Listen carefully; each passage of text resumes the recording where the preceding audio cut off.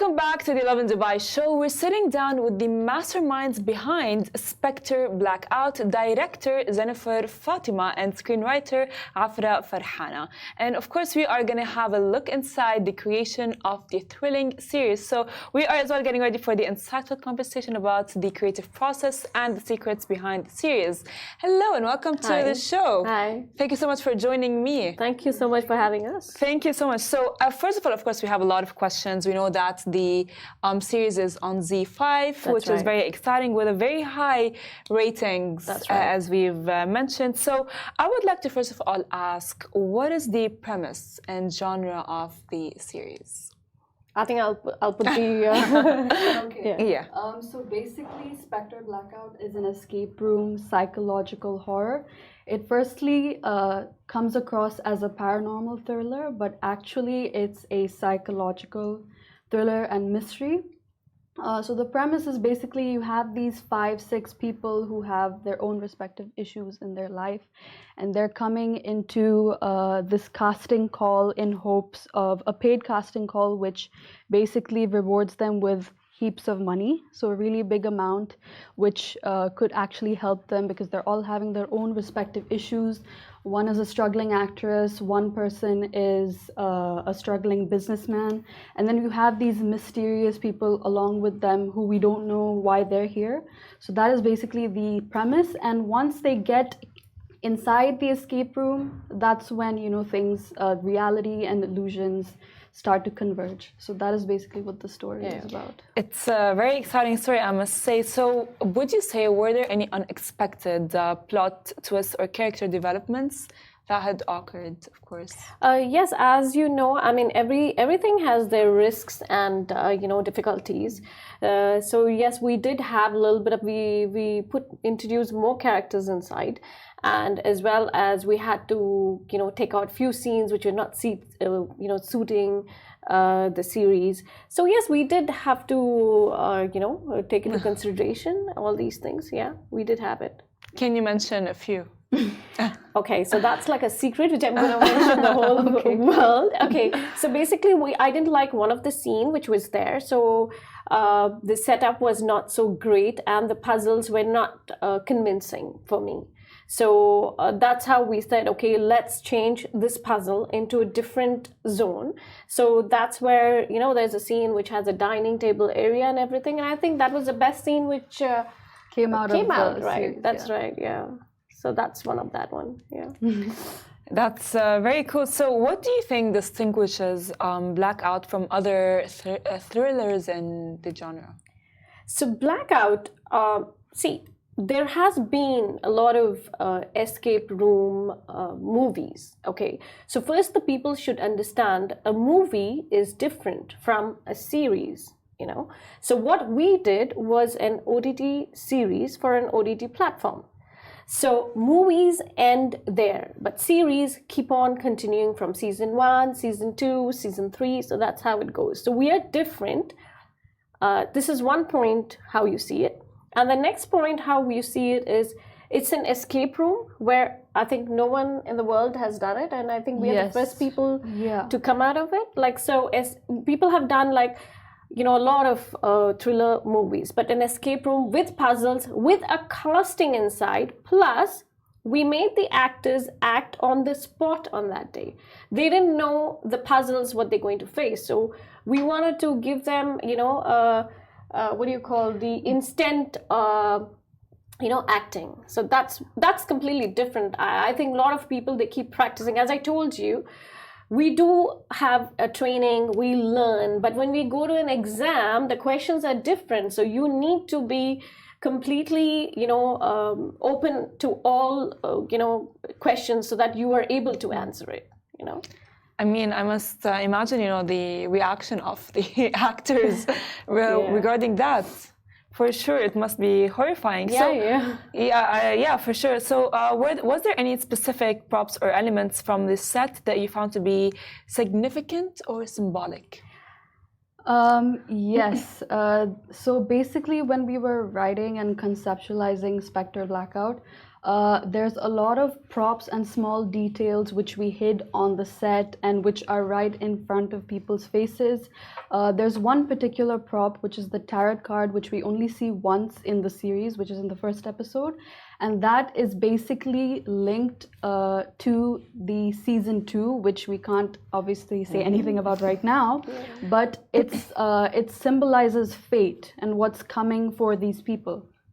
So when they come in for this casting audition, the tarot card also plays a role because the casting agency that they're coming into is called tarot casting as well. So it's all these, small details which hide small clues, and not all of it makes sense now, but once, people probably binge watch from season 1 to season 2, everything will start connecting. The same way puzzles in an escape room start to connect. Yeah.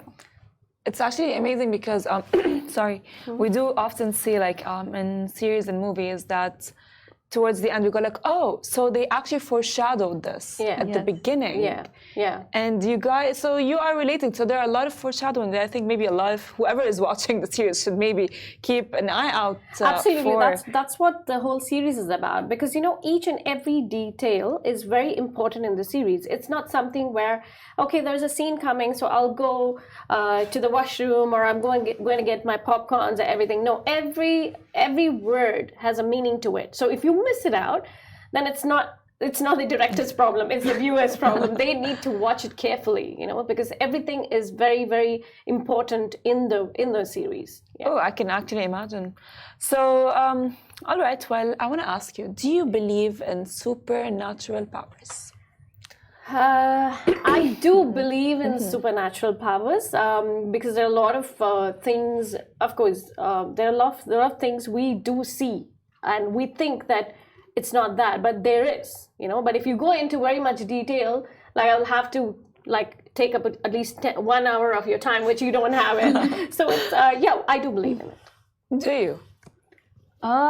Yes, I do, for very similar reasons. And there are certain occurrences in our respective lives that aren't attributed to something which makes sense. So it's these things which also contribute to the supernatural, believing in it. But at the same time, like I said, Specter is something that only seems like a supernatural paranormal thriller from the outside. But once we dig deeper, it's something which, everyone can resonate with in their respective lives. Actually, Specter Blackout, for you right now for season 1, is just going to feel like an escape room. But to be very honest, it's very connected to an awareness story, which everyone, even you have that, but that doesn't, it's like a form of a cancer. Everybody has cancer cells, but when it starts spreading or when it starts mutating, that's when a person says he has cancer. So this is kind of a mental illness, could be, okay, and related to a supernatural power because of that mental illness. If you know that people who are challenged, they have an extra power than a normal person. Have you noticed that? It's always there. They have an extra natural power more than a normal person. So where do we come from? We do speak to the psychiatrist, we do speak to the doctors. So it's a long process to understand the whole situation, because we just have to give the facts and we have to keep the story right. Yeah. Agreed, honestly. As well, as a viewer, we watch the movie or the series, and we criticize often, and we do not really think, the hard work that is put behind the scenes. Yeah. So, as a director, what do you think is the hardest scene? What's the hardest scene to film? See, the whole series, from I think in season 1. The episode 2 and episode 3 were very hard for us, because when you go to a daylight, you don't need an ample light, because we already have that. But we shot in an escape room where there was no light. The Blackout itself, which is an escape room, doesn't have that much of light. So the light is what we really had to play on.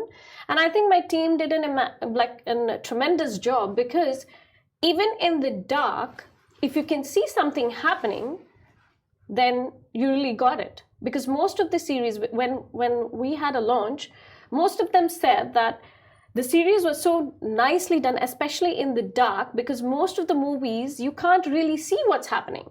But in this, we could see, we could connect to the puzzle, we could see what's happening. They were like, when you have a horror, it's a blue light. When you have a little bit of a little bit of emotion, there was a red, blue, everything mixing up. So which people don't understand.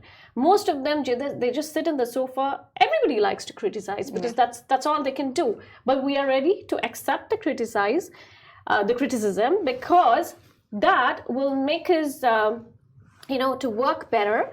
And we are happy that because they are watching us and they're criticizing, that means they like us. So in any way, it is a win-win situation for us. Right. I mean, yeah, for sure. I saw the trailer and I'm like, the lights and everything is just like beautiful. You know what I mean? Like, because it's not something that a lot of people can do, because specifically with I would say, horror movies. Yeah, and the most important movies, is in this, the lights all belongs to our production, because there was no lights there, and it's all introduced by. For those people who don't know, she's my daughter, Afra. Yeah, so she is my daughter. So she also had to play a lot of things with the lights and everything. It was great. And there were certain situations where the light was falling in the camera. That was a little bit irritating, because when the scene was good, the lights were like too harsh. The main issue in these kind of escape rooms is that, the whole tone in there is completely moody for the players, whoever plays inside, because they don't want them to see much. It's harder to crack the clues and everything. But when you're filming something, it's better to always have more light, because even if you want to reduce it later on, you can do that in post-production. But if you have less light and you take that to post-production, you cannot enhance that. Right. It's going to lead to grain, or footage is not going to come out well. So the challenge here was having really big rooms, and basically making sure that the light was balanced throughout, because we don't want frames, looking different. It distracts the viewers. It doesn't look good. So that was the main thing. But we had a good team. Our lighting assistants were always there to, make sure that they were not in the frame and make sure the light was hitting right. That was really good. The most challenging more was the lights, like even right now in the studio, there's so much of lights and we feel hot. Yeah. But at least we have the AC running. There, we can't have the aircon running, and the room was not so big. Remember? It was not so big. And what happens is the AC is off, the lights are hitting you.